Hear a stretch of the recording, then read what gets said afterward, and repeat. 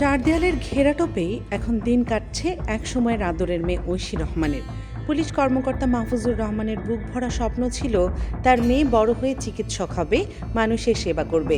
কিন্তু এক ঘোর অমানিসায় নিজ জন্মদাতা বাবা ও মায়ের মর্মান্তিক পরিণতির কারণ হয়ে এখন তার জীবন কাটছে অন্ধকার কারাগারে। একসময় বিলাসবহুল জীবনে অভ্যস্ত ঐশী এখন গাজীপুরের কাশিমপুর মহিলা কারাগারের লাইব্রেরিয়ানের দায়িত্ব পালন করছেন। সংশ্লিষ্ট কারাসূত্র বিষয়টি নিশ্চিত করেছে। কারাসূত্র জানায়, ঐশীর বয়স যখন মাত্র ১৯ বছর তখন তার এই বন্দি জীবন শুরু হয়। ১৮৬০ সালের দণ্ডবিধির ৫৭ ধারা অনুযায়ী যাবজ্জীবন কারাদণ্ডের মেয়াদ হচ্ছে ৩০ বছর। সেই হিসেবে তার ১৩ বছর কারাবন্দিত্ব জীবন ইতিমধ্যেই পার হয়ে গেছে। তাকে কারাগারের এই চার দেয়ালের মাঝে কাটাতে হবে আরও ১৭ বছর। তখন তার বয়স গিয়ে দাঁড়াবে ৪৯ বছরে।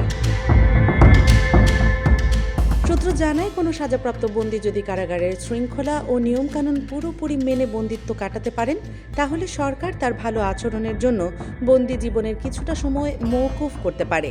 ঢাকার চামেলিবাগে ২০১৩ সালের ১৬ই আগস্ট অবসরপ্রাপ্ত পুলিশ কর্মকর্তা মাহফুজুর রহমান ও তার স্ত্রীর নিথর দেহ উদ্ধার করে পুলিশ।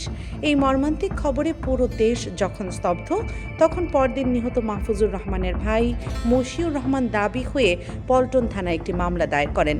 ওই দিনই নিহত দম্পতির মেয়ে ঐশী রহমান পল্টন থানায় স্বেচ্ছায় আত্মসমর্পণ করে পুলিশকে জানান তিনি নিজেই বাবা মায়ের এই চিরবিদায়ের জন্য দায়ী। ২০১৩ সালের ২৪শে আগস্ট ঐশী আদালতে স্বীকারোক্তিমূলক জবানবন্দি দেন, তবে পরে তিনি ওই জবানবন্দি প্রত্যাহারের আবেদন করেছিলেন।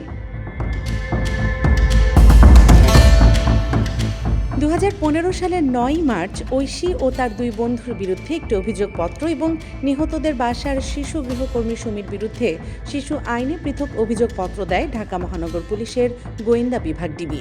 পরে ওই বছরের ৬ মে ঢাকা মহানগর দায়রা জজ আদালত প্রথমে ঐশীসহ ৩ জনের বিরুদ্ধে অভিযোগ গঠন করে। জানা গেছে, পরে মামলাটি দ্রুত নিষ্পত্তির জন্য দ্রুত বিচার ট্রাইব্যুনালে পাঠানো হয়। ট্রাইব্যুনাল ৩০শে নভেম্বর আবারও অভিযোগ গঠন করে। ওই ঘটনার মামলায় ২০১৪ সালের ৯ মার্চ ঐশী রহমান, তার বন্ধু জনি, রনি ও ১১ বছরের কাজের মেয়ে সুমির বিরুদ্ধে অভিযোগপত্র দেয় পুলিশ। অভিযোগপত্রে বলা হয়, ঐশী একাই তার বাবা মায়ের এই দুর্ভাগ্যজনক পরিণতি ঘটিয়েছে। তার বন্ধু জনি ও রনির বিরুদ্ধে এই ঘটনায় ইন্ধন দেয়া ও পরে তাকে আশ্রয় দেওয়ার অভিযোগ আনে পুলিশ। অন্যদিকে তথ্য গোপনের অভিযোগ ছিল শিশু সুমির বিরুদ্ধে। আদালতে দীর্ঘ শুনানির পর ২০১৫ সালের ১২ই নভেম্বর বাবা মাকে চিরবিদায় দেওয়ার এই মামলায় ঐশীকে সর্বোচ্চ দণ্ডাদেশ দিয়েছিল নিম্ন আদালত। তার বন্ধু মিজানুর রহমান রনিকে ২ বছরের কারাদণ্ড দেওয়া হয় এবং অপর বন্ধু জনি বেকসুর খালাস পান। নিম্ন আদালতের এই চরম রায়ের বিরুদ্ধে উচ্চ আদালতে আপিল করেছিলেন ঐশী। হাইকোর্ট ২০১৭ সালের ৫ই জুন তার সর্বোচ্চ সাজা কমিয়ে তাকে যাবজ্জীবন কারাদণ্ড প্রদান করেন। সূত্র জানায়, এরপর থেকে ঐশীর জীবন কাটছে কাশিমপুরের কেন্দ্রীয় কারাগারে। এ বিষয়ে কারা অধিদপ্তরের সংশ্লিষ্ট কর্মকর্তারা জানান, ঐশী এখন লাইব্রেরিয়ান হিসেবে মহিলা ওয়ার্ডেই থাকেন। উচ্চ আদালতের রায়ের আগ পর্যন্ত দীর্ঘ ১ বছর ৬ মাস চরম আতঙ্কের নির্জন প্রকোষ্ঠে ছিলেন ঐশী। যাবজ্জীবন সাজা হওয়ার পর তাকে সাধারণ ওয়ার্ডে মহিলা বন্দীদের সঙ্গে রাখা হয়। সাজা কমে যাওয়ায় গাজীপুরের কাশিমপুর মহিলা কারাগারের ৭ নম্বর মহিলা ওয়ার্ডে থাকছেন তিনি। ওয়ার্ডের কিছু দূরেই রয়েছে কারাগারের লাইব্রেরি। লাইব্রেরির বই নিবন্ধকের দায়িত্ব অত্যন্ত নিষ্ঠার সাথে পালন করছেন তিনি। ঐশী ইংলিশ মিডিয়ামের ছাত্রী ছিলেন বলে জানা গেছে। কারা কর্মকর্তারা জানান, ঐশী এখন ইংরেজি ভাষায় গল্প ও উপন্যাস পড়ে সময় কাটান। তার আচার ব্যবহার বেশ ভালো, তবে তিনি খুব কম কথা বলেন। এছাড়া ঐশীর আগে থেকেই শ্বাসকষ্টজনিত বায়াজমা রোগ রয়েছে। সূত্র জানায়, সকাল ১০টা থেকে দুপুর ১টা পর্যন্ত লাইব্রেরিতে দায়িত্ব পালন করেন ঐশী। মাঝখানে ৩ ঘন্টা গোসল ও খাবারের বিশ্রাম দেওয়া হয়। পরে আবার বিকেল ৫টা থেকে রাত ৮টা পর্যন্ত তিনি লাইব্রেরিয়ানের কাজ করেন। কারাগারে থাকা অন্য বন্দীরা সেখানে গিয়ে বই পড়েন। কারাসূত্র আরও জানান, ফুলের বাগান করতে বেশ পছন্দ করেন ঐশী।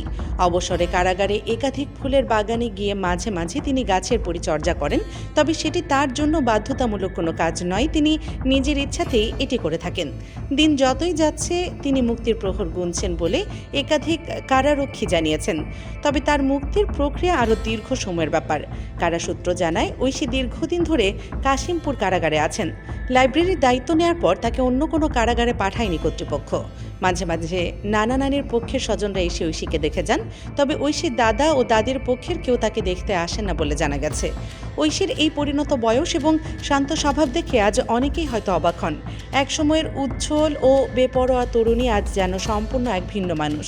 যে বয়সে তার হাতে থাকার কথা ছিল স্টেথোস্কোপ, পড়ার কথা ছিল চিকিৎসা বিজ্ঞানের ভারী সব বই, ঠিক সেই বয়সেই সে কারাগারের লাইব্রেরিতে বসে অন্য বন্দীদের মাঝে বই বিতরণের কাজ করছে। তার জীবনের এই বিশাল পরিবর্তন আমাদের চোখে আঙুল দিয়ে দেখিয়ে দেয় যে সঠিক নির্দেশনার অভাবে একটি সুন্দর ও সম্ভাবনাময় ভবিষ্যৎ কিভাবে চিরতরে হারিয়ে যেতে পারে। আইনের চোখে সে দোষী হলেও মনস্তাত্ত্বিক দৃষ্টিকোণ থেকে সে এক চরম পারিবারিক অবহেলা ও একাকিত্বের শিকার। কারাগারে কাটানো এই দীর্ঘ 13টি বছর তাকে হয়তো নিজের ভুলগুলো নিয়ে ভাবার অনেক সুযোগ করে দিয়েছে। তাই হয়তো আগে সেই উচ্ছৃঙ্খলা বদলে সে এখন বেছে নিয়েছে বইয়ের পাতা আর ফুলের স্নিগ্ধতা। লাইব্রেরির নিরিবিলি পরিবেশ এবং বাগানের সবুজ প্রকৃতি হয়তো তাকে নতুন করে বাঁচার এক অদ্ভুত প্রেরণা যোগায়। হাইকোর্টের পূর্ণাঙ্গ রায়ের নথিতে বলা হয়েছিল, ঐশীর বিরুদ্ধে উপস্থাপিত সাক্ষ্য প্রমাণের ভিত্তিতে তার সর্বোচ্চ সাজা উপযুক্ত ছিল, কিন্তু বিশেষ কিছু বিষয় বিবেচনা করে তার সাজা কমিয়ে যাবজ্জীবন করা হয়েছে। যে 5টি বিষয় বিবেচনা করে তার সাজা কমানো হয়েছে সেগুলো হলো: আসামি এই অনাকাঙ্ক্ষিত ঘটনাটি ঘটিয়েছে সুস্পষ্ট কোনো উদ্দেশ্য ছাড়া এবং চরম মানসিক বিচ্যুতির কারণে। ওই সময় সে অ্যাজমা সহ বিভিন্ন রোগে আক্রান্ত ছিল। বঙ্গবন্ধু শেখ মুজিবুর রহমান বিশ্ববিদ্যালয়ের প্রতিবেদন অনুযায়ী পারিবারিকভাবে তার দাদি ও মামা অনেক আগে থেকেই মানসিকভাবে বিপর্যস্ত ছিলেন, অর্থাৎ মানসিক বিপর্যয়ের ইতিহাস তার পরিবারে আগে থেকেই বিদ্যমান ছিল। রায়ে আরও বলা হয়, ঘটনার সময় তার বয়স ছিল মাত্র 19 বছর এবং তিনি এই ঘটনার সময় কেবল সাবালকত্ব পাওয়ার মুহূর্তে ছিলেন। তার বিরুদ্ধে অতীতে বড় কোনো আইন ভঙ্গের নজির নেই।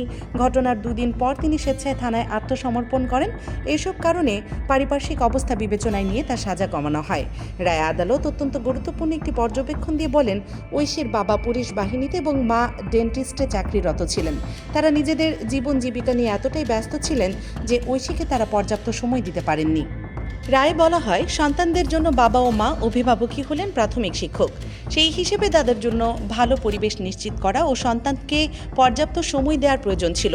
এক সময়ের বিলাসবহুল জীবনের অধিকারী ঐশীর এই বর্তমান বন্দি জীবন আমাদের সমাজের প্রতিটি পরিবারের জন্য এক গভীর সতর্কবার্তা। সন্তানদের কেবল অর্থ আর জাগতিক সুখ দিলেই দায়িত্ব শেষ হয় না, তাদের বন্ধু হওয়া এবং গুণগত সময় দেওয়াটাই সবচেয়ে জরুরি।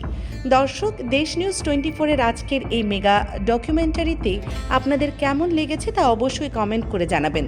আপনাদের সুচিন্তিত মতামত আমাদের কাছে অত্যন্ত গুরুত্বপূর্ণ। ভিডিওটি ভালো লাগলে একটি লাইক দিন এবং এমন সব শিক্ষণীয় ও চাঞ্চল্যকর ঘটনার ইনভেস্টিগেটিভ ডকুমেন্টারি সবার আগে পেতে চ্যানেলটি এখনই সাবস্ক্রাইব করে বেল আইকনটি বাজিয়ে রাখুন। সত্যের পক্ষে থাকুন, আমাদের সাথেই থাকুন। আল্লাহ হাফেজ।